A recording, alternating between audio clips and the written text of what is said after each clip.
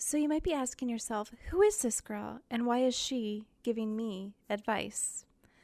Well, my new friend, let me take a moment and introduce myself to you. I, like so many of us, had a really difficult, challenging childhood. The type of childhood that left me wondering if I was lovable, if I was good enough, what will my life be like? How will I be in relationships? Will I recognize love? How will I be as a mom? How will I treat myself when I'm older? What kind of relationships will I allow into my life as I grow? I always looked at life on a deeper level. I always felt a little bit different. And I also really found it to be soul level important for me to make sure that the people around me felt loved and that they mattered and that they were included. And eventually one day I realized that I needed to include myself in those values. So I've been on this journey where I've been collecting inspiration through ideas and through material that I've learned and through experiences that I've had and through every person that I've ever worked with on my journey or every friend who shared their story with me. And I realized that there's a part of me that's an educator that wants to share this information, that wants to share my experience and my knowledge that I've obtained throughout my life and spending my life just studying relationships and practicing the skills and tweaking them to make them even work for me even better. And on my journey, I went from being somebody who didn't know if I was lovable, if I could ever really be loved, if I was enough. I was an extreme people pleaser. I was codependent. And now, in my late 30s, I am an empowered woman. I am assertive. I do not settle for relationships that are good enough. They need to be incredible to stay in my life. I have broken the cycle, and I have an incredible marriage. And I have a son that I absolutely adore and feel beyond grateful that I get to be his mom. So I wanted to create this podcast for you, dear listener, because maybe some of the things that I've experienced or I've learned on my journey is something that you can apply to yours, or you can tweak it and make it your own to fit your journey so that you can allow yourself and give space for yourself to grow and become who you've always wanted to be, who you're meant to be on that soul level. So not only do I have my own life experiences, I have also spent my life working in the behavioral health field, in the mental health field, and I've also made sure that I have the credentials and the education to fully understand, and I continue to take trainings every year to make sure that I am up to date and that I am continuing to learn and practice the skills that are really truly going to help me create the best relationships that I possibly can have in my life, including and especially the relationship with myself. Through my journey, I learned that the most important relationship I'll ever have is the relationship with me. And I need to start there. And then it just ripples out and influences every other relationship that I have. So I do have a bachelor's in health and human development, a master's in marriage and family therapy. I also have an associate's degree as a wellness practitioner, which means that I also am a certified hypnotist. I'm a certified family life educator. I've studied holistic nutrition and also life coaching. So I've really spent my time studying this area so that I can tie in the research-based skills with the experiences that life has given me as well, so that I can deliver you experts and resources and awesome conversation that'll hopefully give you some things to think about and maybe shift your perspective or try out for yourself and see what you like and throw away what you don't. And anyway, I'm just so honored that you're here to share a piece of your journey with me. And again, I hope that part of my journey can positively influence yours. Welcome to the Beautifully Changed podcast. I'm Steph Hamas, and I'm delighted you're here. Now, let's make your relationships awesome. Hey there, you fantastic souls who are joining me today. I am so happy to have you here. So thank you for spending time with me. I recently watched the Paris Hilton documentary on YouTube, and I gotta say, I'm a fan. I thought it was really interesting. I learned a lot about like emotional schools, like behaviors modification schools, and they sound quite frightening. And you know what's so interesting is actually, I don't know if you can hear my neighbor's dog barking, but they're barking a lot right now. But this is my time where I get to record this episode. So we'll just think of it as we're getting serenaded if you can hear them. If not, cool, it's just me. So anyway, I was listening or watching the documentary, and it reminded me of right after college, I did AmeriCorps and I loved it, but I was looking for another job for when that finished. And so I actually applied to work at one of those alternative schools for kids with behavioral problems. And I didn't take it because one of the other girls that worked there, she made it sound like a terrible place to work. So I was like, okay, I'm going to skip this. I don't really want to work here, based off the things she was saying. But it wasn't anything that she was saying that was negative for the students, like the youth that was there. It was more for your own personal life as somebody who worked there as an employee. And I do remember, though, it was literally like you are camping all the time, and the curriculum that these kids are learning is a lot about development, personal development, emotional intelligence, all of that stuff. And also they're learning to build like a cabin, and they're doing all this stuff. I mean, it didn't seem like any abuse was going on at this school. But again, I didn't work there, so I don't know. I just interviewed and turned down the position. Anyway, just Paris's story is really, I don't know, it's sad. It just makes me want to reach out to her and just be a space for her to just be safe to share and heal. And I don't know, but I'm sure everyone feels that way when you hear like a sad story and you're like, oh my gosh, I just want to be there for you and help you out. It feels kind of silly saying that out loud, but it's how I felt when I watched the episode. So anyway, I definitely, whether you like Paris Hilton or not, the story is pretty interesting. So, check it out. It's on YouTube. So happy October. It is a fun month. I love October. Keone's birthday is in October. Halloween's in October. And Halloween is Makayo's favorite holiday, hands down. Even though he doesn't like the Halloween candy, he just likes to go trick-or-treating and give out candy and collect the candy and then give it out. So funny. So cute. So yeah. So I love October. And I thought this would be a great day to talk about being single over 30. So I just want to start a conversation around this. So please feel free to join in. Let me know your thoughts on it. I don't know, just whatever you think or have discovered that's helpful or anything like that. So you can either share with me in the comments, you could DM me at Beautifully Changed on Instagram, or send me an email, Stephanie@beautifullychanged.com. So to start with, I think the most important thing to take away, if you are over the age of 30 and you are single, it is so, so, so important for you to know to your bones, to your soul level, that a million, bazillion, gazillion %, there is nothing wrong with you if you are single and you are over 30. It is okay. We live a really long time.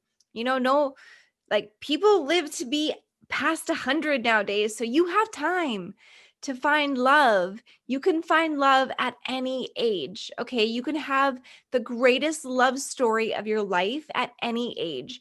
And even if you think that your standards are what you want in a relationship is so impossible to find, and it's just this little teeny tiny slice of the pie, there are people out there who are looking for that same type of person, that same type of relationship, and that same little slice of pie. So it is not impossible. So when you're a single over 30, it's important to understand you don't have, doesn't mean you have to settle that, oh, well, I missed all the good ones. So now I just need to take what's left. Also think about this too. So whether you have been single your entire life, you've never had a relationship, or if you just recently got out of a really long relationship. So if you're over 30 and you're single, chances are you've been in several relationships, or perhaps you were in several really like long committed, like long-term relationships, or maybe just one really long relationship and it didn't work out. So past relationships not working out doesn't mean that you're defective. It just means you guys weren't a good fit anymore and you honored that. And that's a good thing. It's a good thing to know when someone isn't a fit for you or your lifestyle or whatever it is, the reason why they're not a good fit for you. And you honor that and you move on, and then you let them move on. And then you guys could find somebody who is a good fit. So thinking about this, it's so, so important to think about what story are you creating around being single over 30? Are you buying into the people who are like, ooh, what's wrong with her? Ooh, single over 35 and single. Ooh, she must be crazy. Don't buy into that stuff. Don't buy into the negative stories people want to put in because they're bored and aren't working on their own life. So they're so concerned about tearing you down or making you feel insecure or whatever. Just don't believe it, because you're awesome and you don't have to have a romantic partner to confirm your awesomeness. You're already incredible. So please know that with everything inside of you. So don't settle just because you're over 30, right? Make sure that you're also creating a really positive story around this, because let's be honest, if you wanted to be in a relationship and it was so important to you, then just anyone would do and you would be in a relationship. But that's not what the truth is. The truth is that you're looking for that special connection. You want to feel desired and special, and that someone has the same lifestyle ideas that you want, so that you're very compatible and you can have a lot of fun together. And so that, and you just don't break up in a few years because you're not a lifestyle match. Maybe you've been there, done that.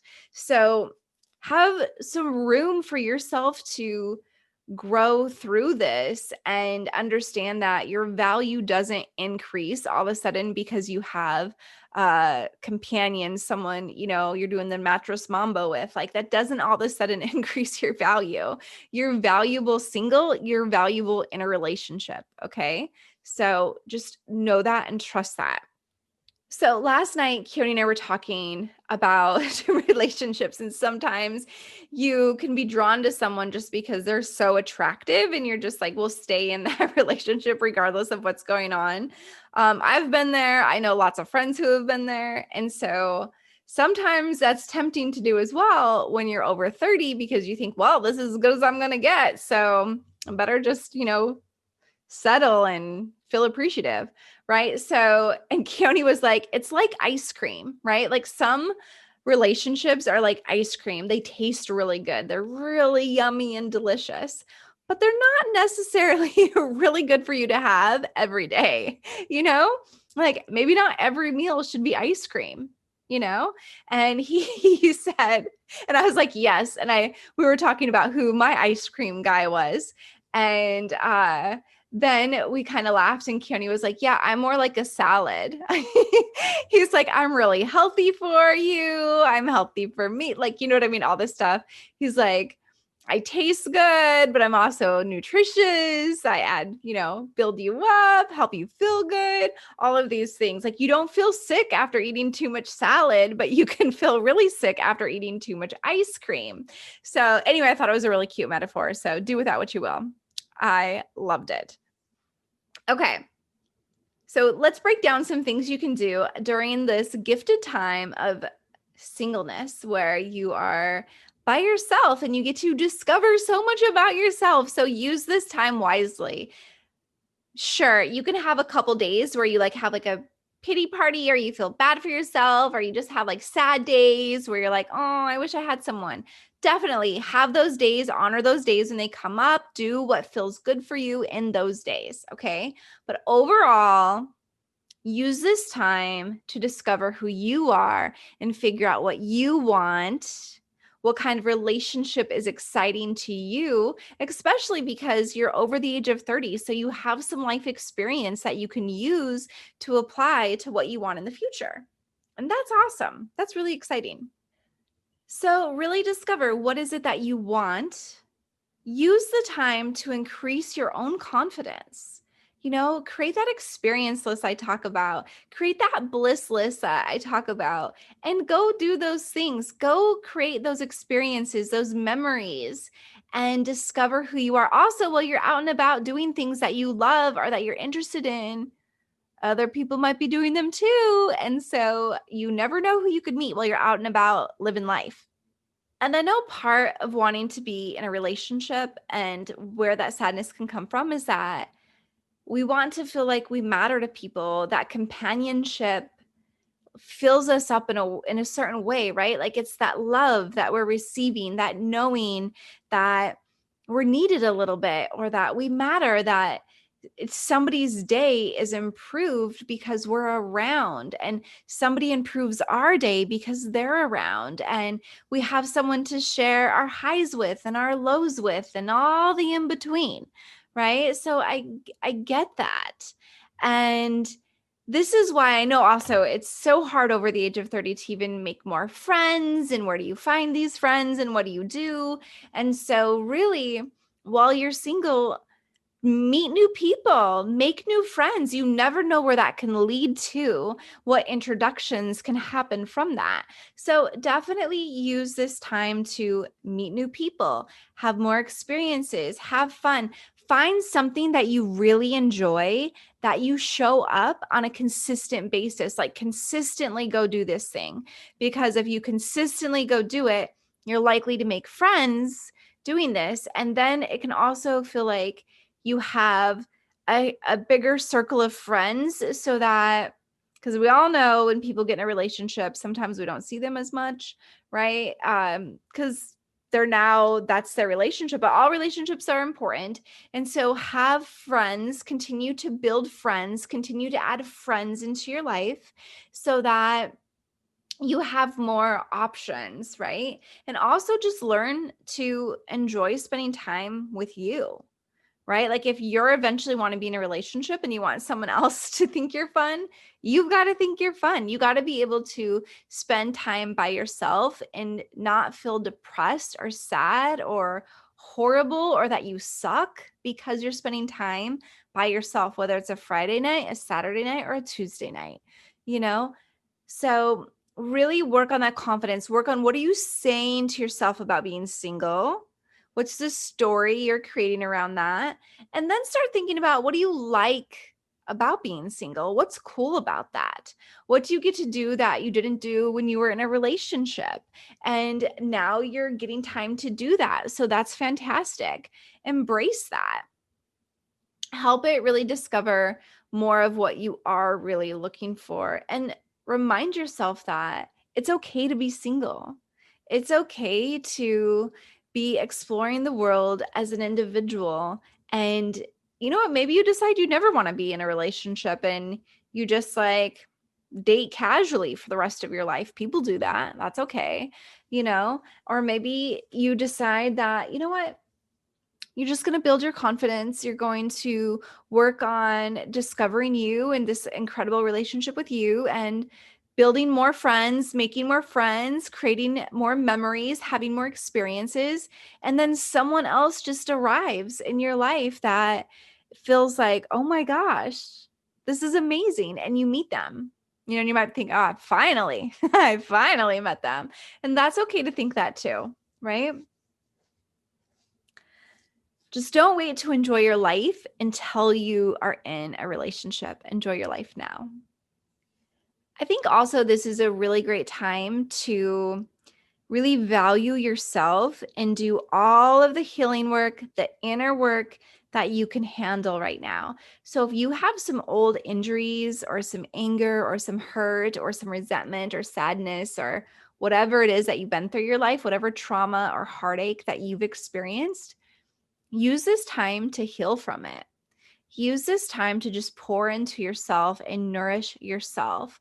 Whatever goals you have, like maybe I have a friend who's like, oh, I've always wanted to do a powerlifting competition. So now she's just going to go ahead and do that.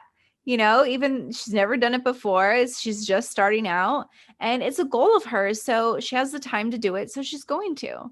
And I think that's great is like, this is the time where you can really discover, like maybe you have 25 books you've wanted to read, but you've never made the time to read them. Like get out your book list and start checking them away. Maybe you've wanted to write your own book. Now's the time to do that. Maybe you've wanted to take this huge cross-country trip. There's so many things that we wait to do. And I'm just saying, my sweet friend, start doing it. Don't wait. Like go, if you want to go to New York, go to New York. And then when you're in a relationship, you can go to New York again and have it a completely new experience. And the reason why I think it's so important to take this time to do all the healing that you can possibly handle, all that inner work that you can do, is so that when your incredible match shows up, you're able to receive their love. You don't push it away. You don't block it. You don't doubt it. You don't say, oh, man, that would be cool if I could have someone like that to be in a relationship with. And they're like, hello, that's what I'm trying to tell you. But you're like, no, no, no, no, no, no, no, I'm not good enough for you. Ugh. So I'm just going to not even allow that option. Right. So if you do the inner work right now, then when that person shows up, you're like, and they're like, hey, and you're like, hey, and then magic happens. So do the inner work so that you can allow someone to love you the way you want and the way you need, and that you can love in the way that they want and they need. And you just go through the world in a much more joyful way. So as I said, add in more friends, right? Constantly be adding in more friends. And also something you could think about doing is start a tradition with some friends. So maybe it's a friend where you're like, okay, once a month, we're going to get together for dinner. And you have a group of friends, and once a month, you get together for dinner. And it's now a tradition that you're doing. Or if you have like a really good friend who you live in different places together, or maybe you live in the same place and you're like, hey, once a year, we're going to take a trip somewhere to go hang out together. So start that tradition so that you can connect and feel like get that love dose in a different way. Because even when you are in a relationship, we all know that person can't meet every single need for us or fulfill every role and do all these things. That's too much pressure. We need to be able to have more people in our life to receive love from than just one. Because really, sometimes you need to choose yourself over choosing a bad relationship. Sometimes it's choosing to be single and feel alone sometimes and feel lonely sometimes, I guess, than be in a relationship and feel lonely in the relationship and not having your partner wanting to work on your relationship with you. It's different when you say, hey, I'm lonely, and you bring it up to them and they're like, oh my gosh, I don't want you to feel that way. What can I do? And then they do it versus saying, hey, I feel really lonely. I feel like we're not connecting. And they're just like, cool. I'm going to keep doing what I'm doing. Good luck with that. Right. And then you're like, okay. So there really is value in choosing to love you and to know that you're worthy of the greatest love story of your life. And you get to have a big part in creating that by what you choose and what story you're telling yourself and what story you want to write and create and what you're focusing on. So, really, truly just write out what you want, write out the kind of partner you want to be and what kind of partner you want to have in your life. And then just go start living life, and this person will show up eventually. So, the overall takeaway from this episode is that you can be over 30 and be single, and you're still incredible. Okay? A relationship does not define your value. Create an experience list and go start checking things off that list. Go live your life. Go discover yourself. Go figure out what you like and what you dislike and what gets you so excited and what really gets you, that you don't like at all. Go discover yourself. Go do these experiences. If a friend can come with you, awesome. If a friend can't go with you, go anyway. Find the courage inside to go experience life. Okay. And check out some apps if you want to figure out friends. Like, I know Bumble has like a friend component to it where you can find friends, like people with similar interests that could be potential friends in your area. You can go to like fitness classes are a great way to meet somebody, like art classes. I don't know, whatever interest you have, there's probably a group for it and you can meet people for that. And whatever it is that you really enjoy, do it consistently so that you can make friends there. Okay. And start a tradition with your friends, right? And just really, really, I want you to know that you can find love at any age. And when you find love, your value didn't all of a sudden increase. You've always been enough. You will always be enough. And being single does not equal defective. Okay? You have all the love within you to nourish yourself, to get to know yourself. And this time is really a gift for you. I actually think it's really fantastic. And people would learn so much about themselves if everyone just took like a year or two of being single as an adult and just really discovered who they are, like really figured out what it is that they wanted and what they didn't want and what kind of person they want to be and what they need to do in order to do that. Like, what do they need to heal? What skills do they need to learn in order to do that? And then their relationships just become more incredible because they're allowing those incredible relationships into their life. So anyway, if you have any follow-up questions or you want just a little bit more guidance or support or encouragement, please don't be shy. I am here to cheer you on and to sometimes be that sounding board to let you know that you are incredible, whether you have a boyfriend or a girlfriend or you're single or you're dating a bunch of people, whatever it is, you know? So don't sell yourself short. Don't decrease your value because of your relationship status. You're incredible. Okay? Now go do the inner work and go live your life, and love will find you. Sending so much love to you. And remember, you are needed, you are incredible, and you've always been enough. And I will see you next time. Bye. Thank you so much for spending some of your time with me today. And make sure to share this episode with someone and leave a review. And remember, you're worthy of incredible love.